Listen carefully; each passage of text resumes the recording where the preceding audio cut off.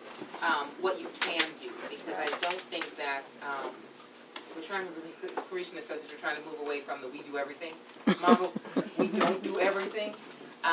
But there are groups out there that do other things, and it's supporting each other. Yeah. Actually, when we were talking about, a few minutes ago, when you were talking about how can that corner be used collaboratively, the library working with Y, working with the Art Center, I thought back to like last summer.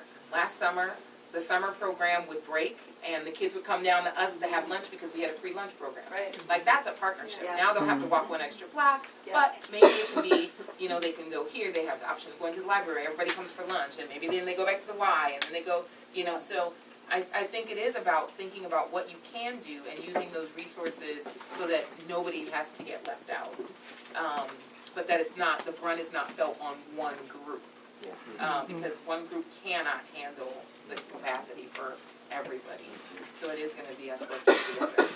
We do also offer that open lunch site during the summer as well, so we are open to that as well. And I mean, last summer I know they tried to push it, and I think at the beginning of the summer they did get a little bit, but then I think it dwindled away throughout the summer, and it was just our kids in the program, and we were having meals left over with nothing to do with them, and, you know, telling the kids, no, take it home, even though they tell you to toss it, because it's just like, okay, we wasted food. Yeah. So that's always an option. We'll have the flyers out and everything as well to say that we're an open site for summer. And that's an important part around security, because for us, it kept kids on this block, just this block, for like, I don't know, 6 hours. You know, so Yeah. if they're not walking around the neighborhood, then that gives a less likelihood that something bad is going to happen to them. British, did you want to say something? I just wanted to say, like, in the summer, people be bored. Because I remember, not really last summer because I was up and down, but the summer before that, it was the worst summer ever. Because I didn't have anything to do. I was bored. There was nothing to do. So if we, like what we're doing, the Art Center, we're going to have like classes and stuff during the summer. If we have more of that, then people will come out instead of just roaming, which is boring still. You can come and do something productive and actually bring the friends that you be roaming with, come sit down and do stuff. And they'll be like, oh, I can do this. And if you tell them we got stuff during the school year too, it's like, oh, really? I'm like, yeah. And then they'll come and they'll be an everlasting circle. And then you'll start teaching for us when you get your early childhood development degree and your art education degree and your MAs. There's a really great model that's with New Media through the library. I think they have it at Ellen and Pilsen. They have it at the library there, but it's an area for older kids to hang out, teens focused on, and it uses this model of it's like geek out, hang out, or just like, you know, like having an area where they can, I can't remember exactly. Yeah, it's Homago, hang out. Homago, Yeah, Homago. I forget. I know geek out's the last part of it. Hang out. I forget what the middle one is. But it's a really great model because then it's like, Lunch out? I mean, it just, it is. It's a place where, because their brains, they need to hang out. Like, they need to just hang out. Yeah. And if art is being made during that time, like, it's still something that will be far more attractive to them than even something that's, like, so structured. They do need the unstructured time together, and having a safe space, I think, is really important for them, too, where it can be still arts focused, even, like, video game development, you know, like, if they, things like that, they'd be so attracted to. Yeah. And see, I think that's where the Y falls off, because most of our programs stop at age 12. And so then I had a parent that came to me like, well, she's 11, and so she's going to age out of their program, because I guess they say in our early childhood program, once they turn 11, they're no longer eligible for services. Now, with my program, because it's a non-licensed program, I take them through 12. Now, once they turn 13, then they're aging out of my program, and it's like, okay, well, now where do I take my kid? What do they do then? I'm assuming parents just, they end up going to school and going home. You know, unless they are boys that want to come play basketball, because you're getting more boys than anything coming to play basketball. You don't really get a lot of girls coming in, you know. And we do have our youth violence and safety prevention program, and because they've now partnered with Bogan, we're starting to see the girls coming in, but that program only meets twice a week, and then they have some Saturday programming here and there. But so you're missing a whole age group because, one, we don't have the space. And I keep saying, if we have like a locker room that is like horribly needs renovation. But I was like, if we could turn that into a computer lab and have someone that's just there from 3 to 9 or whatever the case may be, they can come in, do their homework, get on the computer, do their Facebook, whatever it is. They can still go play basketball. They can still go swim. It would be an outlet for them. And even if they are paying the $4 to visit, it's still like, okay, I know I can go here and I can get everything done.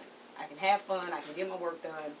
And I'm in a safe place. Yeah. But again, that space and opportunity is missing and lacking. So I think what we've been so fortunate is like all of our kids that are raised here, you feel at home here, like you feel safe, you can hang out, like I don't want to speak for you, but I know some of the older kids, like Alana, she's like, this is my second, like I was raised here, she's been coming here since she was 10, and Anthony's been coming here since he was 12, he's 24, you know. I don't know if you can speak to the importance of having something, not school, not home, like a third home where you can just be. Well, when I was like young, Spanish was my first language, so I went to Juan Diego. I don't know if you guys know Juan Diego. And Juan Diego, well, they taught me English, and there was a summer program. And yeah, sometimes I go visit. I'm like, oh, hey, you know, because they didn't see me since I was small, and they know my mom. And yeah, I just feel safe there, you know? Yeah. And yeah. It's important. I like it, yeah.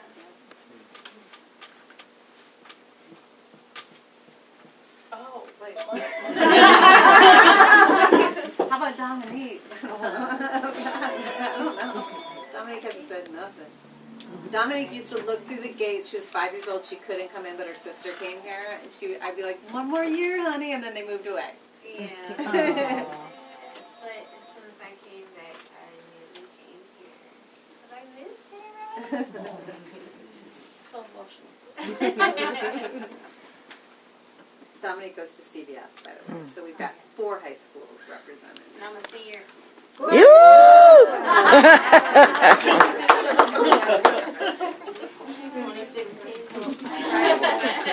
ahead, Jerome.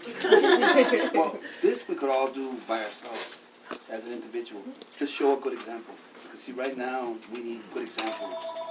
We need role models. We need people to say, well, look, he did it, she did it. Yeah. It's very important Yes. that we start showing a little more respect to, especially us who are in this position. Always show a good, you know, whenever you're around them, make sure that whatever you're doing is on the level with them. I like what you just said it so much, because I've been thinking about many things as the conversation has gone around, but I've been thinking about how challenging it is for different organizations and institutions to work together, right? Because their missions don't align perfectly, right? Or their facilities offer different, you know, benefits. But what brings everybody to the table is a shared set of values. And when that's not in the conversation, we can get bogged down in a lot of unnecessary going back and forth about who does what and how we do it. If we share values, we can work out all those details. That's what can be worked out. We have to have the values. That has to be at the heart of it, and it starts with the example that we set for the kids, but we set it with one another as well. Exactly. Yeah. Yeah, what are ways to provide services when you're not depleting other people's budgets and resources? But there's efficacy, and there's empathy, and there's quality shared between organizations, public sector or private sector.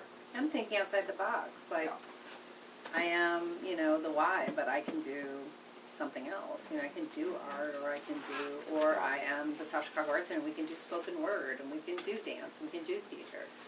Even square dance. I just think sometimes when it's so silly, goofy stuff. Yeah. And it can be done cheaply as well. I mean, I think money's a concern for everybody. It has to get paid for. But I'm just thinking about the Pullman neighborhood, which I'm thinking about moving to, and that community is so active, and they do things as a community all the time. That's like they do it on the cheap. But it's fun. The kids come out. They cook out. Everybody has a great time, and that experiential quality that you're talking about is essential with art, because if you could explain it with words, you wouldn't need art, right? Other things can be explained with words, but art, there's something that is transmitted through the experience of making, And when you make collectively, it can be huge. That's very Deweyan. Well, I think of something you said way in the beginning about grassroots. And I think you, especially for this community, the way I'm listening to everyone speak about it, everyone here is so committed to this community and really making it a really important, special place. And I love the art advocates. I'm just like, you guys are it. You know, you're the ones that are going to really bring this forward. But you mentioned grassroots, and that's really what you're talking about. It's like it's going to be these small steps that everybody's committed to, and just remembering that, as opposed to it's going to be a giant leap in 3 months' time. That even with the new center, that it's going to be small steps that really, you know, and that's not always an easy thing, I think, sometimes to remember when you want change to come. But I'm really happy that, because you've been here a long time, Oh, yeah. and you know that, you've experienced it, so I love that you reminded us all Well, of that. I've seen it also in other neighborhoods, because I've been up north for a long time. I was in Wilson, Inglewood. So I was able to see the communities and how important the arts was to that moment at that time. You know? So it's very, very, very important that we keep art alive as much as possible. Yeah, to add on to a lot of what's been going around, art has an importance as a healing process. A lot of the youth who are going through some of the troubles in the community. Art as a visual language of the community, expressing cultural values, expressing what's going on in the community. Like you were saying earlier, democratic practice to the experience of art, engaging in art practices as exploring different ideas and topics. Mural art to discuss topics that are somewhat hard to discuss sometimes. You know, problems with the police, for example, or right, gang violence, or what have you, or the reasons for that. And consciousness raising within the arts is key, especially for youth, especially as they're visual learners. And I also think it's important. It goes hand in hand with civic engagement and like community organizing. For example, in the Alliance of the Southeast, we do a lot of organizing work, and we have a youth council where youth from the area, from different groups and schools come together to kind of discuss some of these issues. And I've been doing a lot this whole year. I came in September within the organization, and our last really big event was on the 24th, the Nonviolence March that was around here. And now that there's a little bit more space, I would like to collaborate and get more artistic involvement with the youth, to link it with the organizing work, to link it with civic engagement. And that's kind of my specialty too, like at heart, like to do work with art and mural art, and teaching it, kind of, discussing, looking at murals, discussing what's going on in the story here, what are the problems, what have you. So I think that's important, and I would really like to collaborate.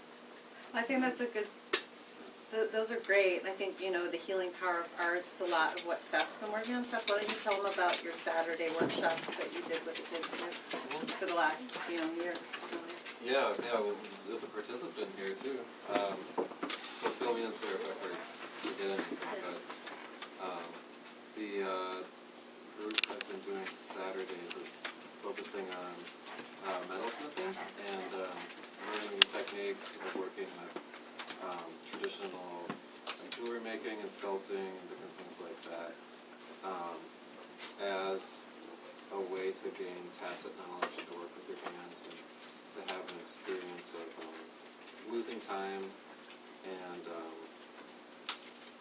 being expressive with a different type of material and process as well.